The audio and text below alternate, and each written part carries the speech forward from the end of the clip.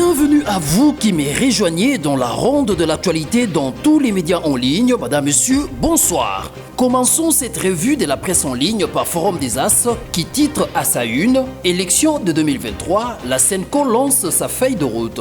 À en croire ce journal, l'épiscopat catholique de la RDC met les curseurs sur le processus électoral congolais à travers l'agenda 2023 qui est une feuille de route que le secrétaire général de la Senco a rendu publique jeudi dernier. Sujet également abordé par le phare qui place sur sa vitrine « Cycle électoral 2023, pourquoi l'épiscopat catholique s'agite-t-il » Selon ce quotidien, depuis un certain temps, les évêques catholiques battent campagne contre le glissement du cycle électoral avec comme cible privilégiée le nouveau pouvoir. Pourtant, l'agenda 2023 n'est pas une feuille de route pour combattre les acteurs politiques, précise la Senco. En croire actualité.cd, le secrétaire général de la Senco, Abbé de Noncier-Cholet, a tenu à apaiser les cadres et militants des partis et regroupements politiques sur le fait que cet agenda est un programme planifié pour mobiliser la population autour de la question électorale afin que son vote arrive au pouvoir à l'issue du scrutin de 2023.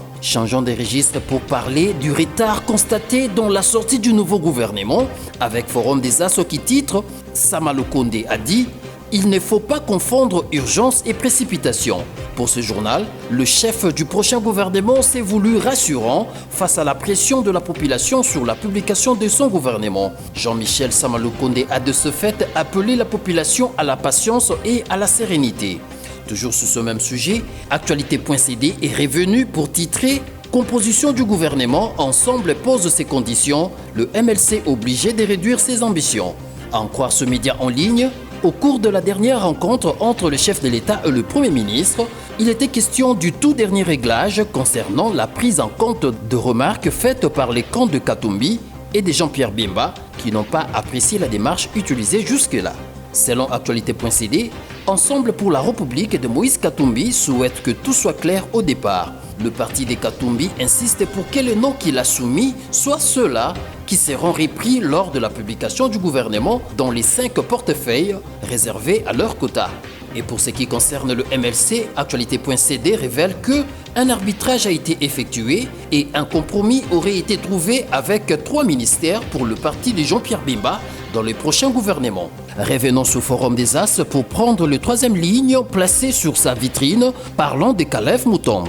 En croire ce journal, il y a encore eu une perquisition chez l'ancien patron de l'ANR. Sa résidence secondaire de GB, dans la Gombe, a été perquisitionnée jeudi dernier à 20h par des éléments des FARDC à bord des 5 jeeps accompagnés de quelques agents non identifiés. Selon ce journal, la famille de Caleb Moutombe demande aux institutions de la République de la sécuriser.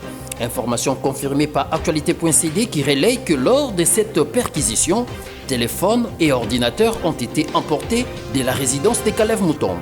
Bouclons cette revue de la presse en ligne par cette caricature de actualité.cd où l'on voit un monsieur qui place à la place publique une grande affiche intitulée « Wanted Caleb ». Entendez un avis de recherche sur Caleb Moutombe, le bouclier, mort ou vif. De l'autre côté, le public réagit à l'affichage. Une dame dit « Ils offrent combien pour sa capture ?» Et un monsieur qui ajoute « J'ai bossé pour lui comme indique, je connais toutes ses manœuvres. » Pourtant, l'homme le plus recherché en RDC se trouve caché dans les caniveaux de la chaussée, les observant calmement et discrètement. Il s'est même moqué de sa photo à l'affiche. Caleb Moutombe dit « Je vais introduire une plainte contre cette affreuse photo de moi placée sur cette affiche. » C'est tout pour la revue de la presse de cette soirée. Madame, Monsieur, merci de nous avoir suivis. À demain.